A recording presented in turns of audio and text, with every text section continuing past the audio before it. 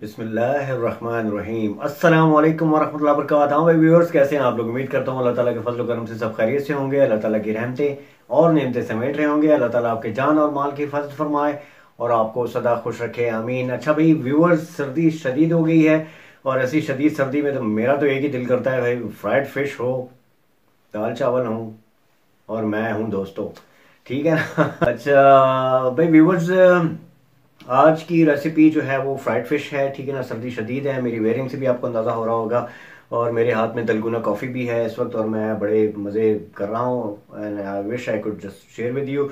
लेकिन बहरहाल if you would like to share you can have it. मेरी previous recipes देखकर आप ये दलगुना कॉफ़ी आराम से बना सकते हैं। अच्छा भाई व्यूअर्स, तो रेसिपी की तरफ चलने से पहले लाइक शेयर एंड सब्सक्राइब कीजिएगा और वीडियो को एंड तक देखिएगा ताकि जितने भी रेसिपी के असरार और रमूज हैं वो आपको बाकायदा पता लग जाए। अगर आप मिड में स्किप करते हैं तो रेसिपी जो है वो अपना दम तोड़ जाती है, ठीक है ना। तो फिर वो रिजल्ट्स आपको नहीं आते जो हम रिक्वायर्ड करते हैं या जो हमारी ख्वाहिश होती है कि आप तक वो पहुँचे।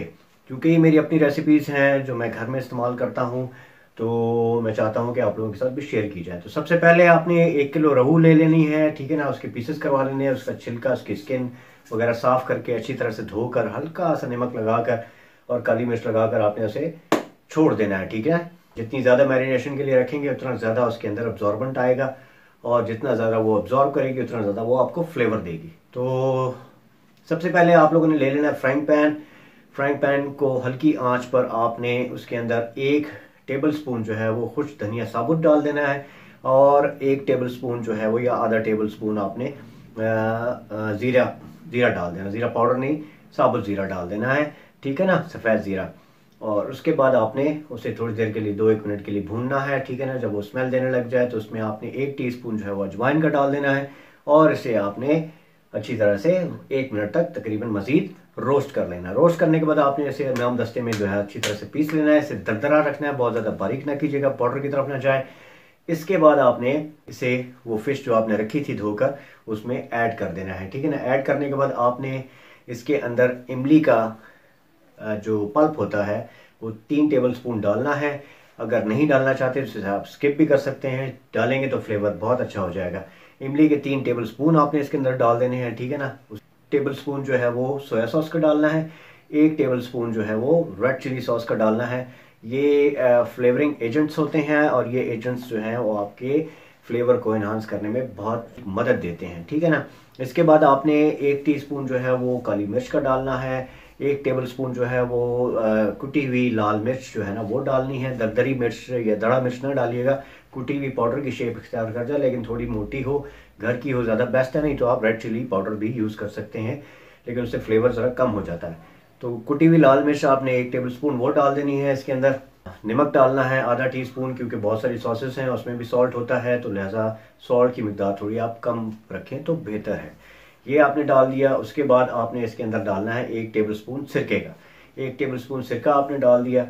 इसे आपने कर लिया अच्छी तरह से मिक्स करने के बाद आपने 1 टेबल स्पून जो है वो मेथी का, जो कसूरी मेथी होती है, वो डाल देना है आपने इसके अंदर।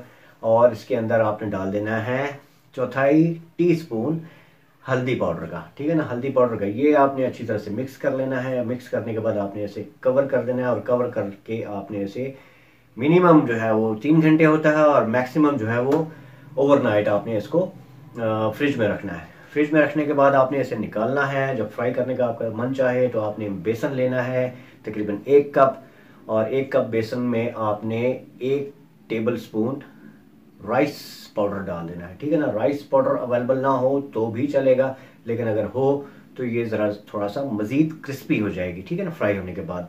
ये आपने इसके अंदर डाल देना है। इसे अच्छी तरह से मिक्स करके थोड़ा सा पानी ऐड कीजिए और साथ साथ आपने उसकी कंसिस्टेंसी जो है वो थिकन की तरफ रखनी है। बिल्कुल लई ना बना लीजिएगा, लई बनेगी तो वो बह जाएगी और बहेगी जब फ्राई में डालेंगे तो वो सारी उसकी जो कोटिंग होगी वो सब उतर जाएगी। तो लिहाजा आपने इसको थिक रखना है बेसन को। ये जो आपने बेसन का बैटर बनाया है चावलों वाला, जिसमें 1 टेबल स्पून आपने राइस का डाला है, राइस पाउडर का डाला है, वो आपने मिक्स कर लेना है, ठीक है। इसमें सॉल्ट वगैरह डालने की जरूरत नहीं है। इसे आपने उस मैरिनेटेड फिश के बाद मिक्स कर लेना है, ठीक है ना। मिक्स करने के बाद आप इसे छोड़ दीजिए। अब आपने ले लेनी है कढ़ाई। कढ़ाई में डाल देना है आपने ऑयल। ठीक है ना। तो ये इसे आपने तकरीबन 1 से 2 मिनट तक आपने डालकर, जैसे मैं दिखा रहा हूँ ऐसे डालकर आपने इसे छोड़ देना है और इसे टच नहीं करना है 1 से 2 मिनट तक। 1 से 2 मिनट तक आप टच नहीं करेंगे तो इसकी कोटिंग जो है वो अपनी जगह पे जम जाएगी जो आपने की है। इसके बाद आपने किसी स्पून की मदद से, स्पैचुला की मदद से या किसी जाली की मदद से आपने इसे नीचे से चेक करना है कि ये नीचे चिपक तो नहीं गई है, ठीक है ना। इसे आपने तकरीबन 8 मिनट से 10 मिनट तक पकाना है, ठीक है ना। 8 से 10 मिनट तक आपने पकाने के बाद इसे निकाल लेना है, निकाल के साइड पर रख देना है। जितनी भी फिश हो कोशिश करेंगे कम से कम फिश डालें, पीसेस डालें। सारे पीसेस जो है वो एक साथ ना डाल दीजिएगा वरना ऑयल जो है वो उबल कर बाहर आने का खतरा होता है। तो 4-4 पीस, 3-3 पीस कढ़ाई के हिसाब से, कढ़ाई के हजम के हिसाब से आपने यूज़ करने हैं। ये आपने उसमें डाल देने हैं और उसमें डालने के बाद आपने इसे रख देना है साइड पर। अब आपने तकरीबन उसको उसी की हीट पर पकने देना है और 5, 6 या 10 मिनट के बाद आपने दोबारा से उसको 6 से 8 मिनट तक पकाना है। 6 से 8 मिनट पकाने के बाद आपके पास ये शेप आएगी और अब आपके चावल हो चुके होंगे तैयार, दाल हो चुकी होगी तैयार, चटनियाँ हो चुकी होंगी तैयार, सैलेड का बड़ा अच्छा प्यारा सा जो है वो बॉल आपका हो गया होगा तैयार। उसमें अगर आप ये प्रेजेंटेशन करेंगे, लेटस लगा हुआ होगा नीचे और जनाब और रेडिश जो है वो साइड पे पड़ी हुई होंगी, टमाटो कटा हुआ होगा और उसके ऊपर ये फ्राइड फिश आपने सजाई हुई होगी, तो मैं कहता हूँ हाँ क्या ही बात हो जाएगी। तो इसे ज़रूर ट्राई कीजिएगा, ठीक है ना।